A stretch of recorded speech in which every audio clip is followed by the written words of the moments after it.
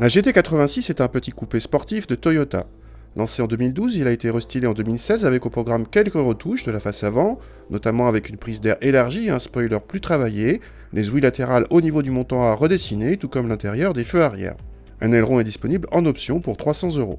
Mais la mécanique ne change pas, on retrouve le 4 cylindres à plat atmosphérique de 2 litres et 200 chevaux partagé avec le frère jumeau Subaru BRZ. Ce bloc transmet sa puissance au roue arrière via une boîte manuelle ou automatique à 6 rapports.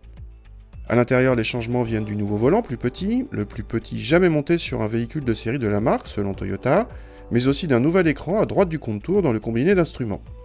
La position de conduite est typiquement celle d'une sportive avec le volant très vertical et les jambes allongées. À l'arrière, on trouve deux places quasiment impraticables. Cette GT86 est une 2+2 et non pas une 4 places. Le coffre frôle les 300 cm3 selon nos mesures, soit un bon chiffre pour ce genre d'engin, et en plus, le dossier de banquette peut se rabattre. Contact est le 4 cylindres à plat émet une sonorité particulière, pas vraiment sportive, mais pas désagréable.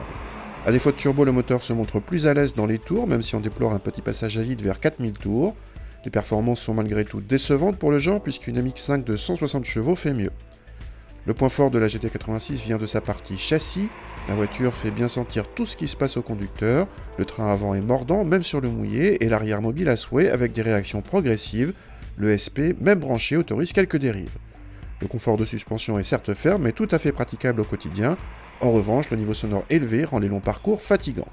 Côté budget, mauvaise nouvelle. Avec une consommation quasiment inchangée, la GT86 rend désormais redevable d'un malus écologique de plus de 7000 €, à ajouter au prix désormais fixé à 32 500 €. La version boîte auto facturée 1600 € de plus, limitée dégâts avec un malus de seulement 3500 €, ce qui la rend en fait moins chère de 2000 €.